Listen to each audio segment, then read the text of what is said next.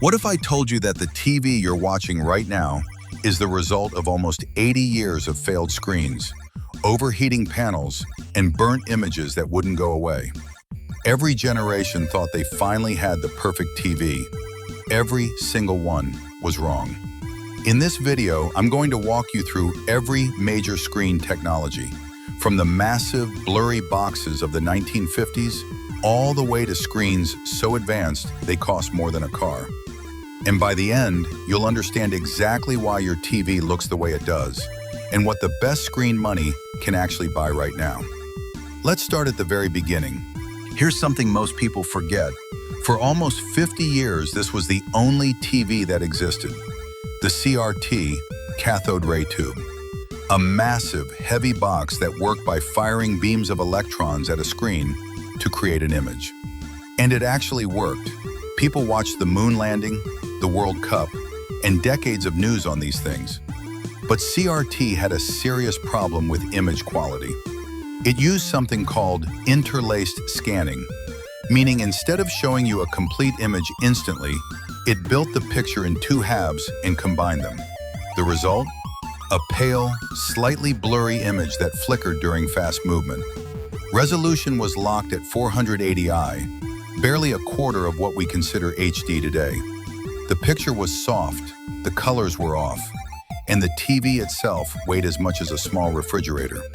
People put up with it for decades, simply because there was nothing better. Until plasma arrived and changed everything. Imagine going from a TV that weighs 50 kilograms and sits on the floor, to one you can hang on the wall like a picture frame. That's exactly what plasma did in the early 2000s. Instead of a giant electron gun, plasma TVs used millions of tiny gas-filled cells behind the screen. Each cell lit up independently when electricity hit it. No backlight needed, no giant tube. The result was a dramatically thinner TV with colors and contrast that felt genuinely cinematic compared to CRT. Motion looked smoother. Sports and movies finally felt immersive. But plasma had two problems that eventually killed it. First, power consumption. Plasma TVs used enormous amounts of electricity, and all that power turned into heat. Second, burn-in. Leave the same image on screen too long, a news ticker, a game HUD, a channel logo, and it would permanently burn into the panel. A ghost image stuck there forever. People loved the picture quality, but they couldn't live with the heat, the power bills, or the burn-in, so they moved on to LCD. Here's the thing about LCD that most people don't realize. It's not actually a light source, it's a filter. LCD, liquid crystal display, works by shining a bright white backlight through a layer of liquid crystals. Those crystals twist and block the light in different ways to create the image you see. Then a color filter adds the colors on top. This approach solved plasma's biggest problems instantly. LCD TVs used far less power, produced almost no heat, and had zero risk of burn-in. You could leave the same image on screen for hours, no permanent damage. That's why LCD became the most popular TV technology in history, and why it's still in most budget TVs today. But LCD came with its own trade-offs. Because the backlight is always on, dark scenes never look truly dark. Black appears more like a dark gray, and depending on where you sit, colors can look washed out or distorted, especially on cheaper panels. LCD solved the problems of plasma, but it created new ones. And that's exactly why engineers didn't stop there. At this point, you might be wondering, if LCD is so popular, why do TV boxes say LED instead? Here's the answer. LED TVs are just LCD TVs with a better backlight. The original LCD screens used fluorescent tubes as their light source, the same type of bulb you'd find in an office ceiling. LED TVs replaced those fluorescent tubes with small LED lights, which are more energy efficient, last longer, and produce better colors. But not all LED TVs are built the same. Cheaper models use edge LED, where the lights are only placed around the edges of the screen, shining inward. More expensive models use direct LED, where lights cover the entire back panel, giving more control over brightness in different parts of the screen. In practice, more LEDs means better contrast and a more even image.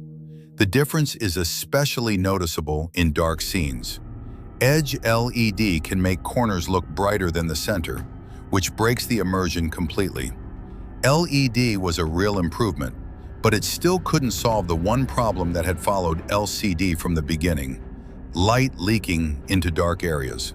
And that's what Mini LED was built to fix. What if instead of hundreds of LED lights behind your screen, you had thousands, each one small enough to control just a tiny section of the image? That's Mini LED.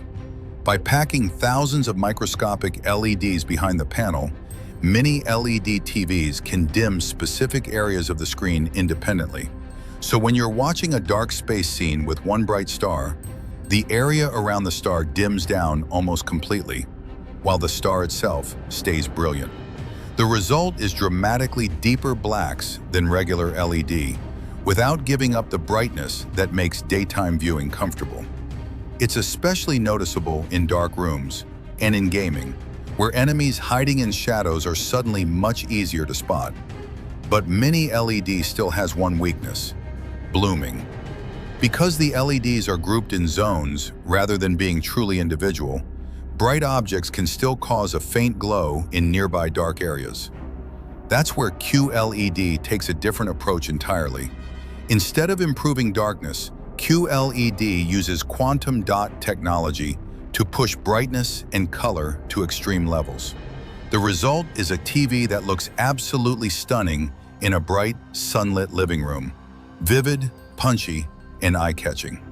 Two different solutions, two different strengths, and neither one is perfect, which is why OLED exists. This is where TV technology gets genuinely impressive. OLED, Organic Light Emitting Diode, does something no other TV technology had ever achieved. It eliminates the backlight entirely. In an OLED TV, every single pixel produces its own light, and more importantly, every single pixel can turn itself completely off. When the screen needs to show black, those pixels go dark. Not dark gray, not dark blue, completely, perfectly black. The result is contrast that no backlight-based TV can match. Bright objects stay vivid, dark areas stay true, and because each pixel responds almost instantly, fast motion looks razor sharp, which is why OLED became the gold standard for high-end gaming and cinematic content. The only real downsides? Price and burn-in risk, because OLED uses organic materials that can degrade over time with static images. Then there's micro-LED. Imagine OLED's perfect contrast combined with LED's extreme brightness, with no organic materials and no burn-in risk. That's micro-LED. Millions of microscopic LEDs, each acting as its own individual pixel. The technology is extraordinary. The price is equally extraordinary. We're talking tens of thousands of dollars. For now, micro-LED is a showroom technology, but it shows exactly where screens are headed. So here's what 80 years of TV screens actually taught us. CRT gave us the first real home entertainment experience and held on for half a century. Plasma brought us into the flat screen era with stunning picture quality, but burned out from its own heat. LCD solved plasma's problems and became the world's most popular screen technology. LED made LCD better, cheaper, and more efficient. Mini LED pushed contrast to new levels. QLED pushed brightness. OLED eliminated the backlight entirely and set a new standard for image quality. And micro LED is waiting in the wings, perfect in theory, but still out of reach for most people. Every generation of screens solved the problems of the last one, and every generation created new problems for the next.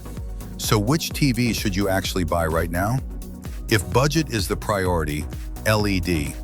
If you want the best picture for movies and gaming, OLED. If your room gets a lot of daylight, QLED or Mini LED. If you found this helpful, hit like. It genuinely helps more people find this video. And subscribe if you want more clear, honest explanations of how technology actually works. See you in the next one.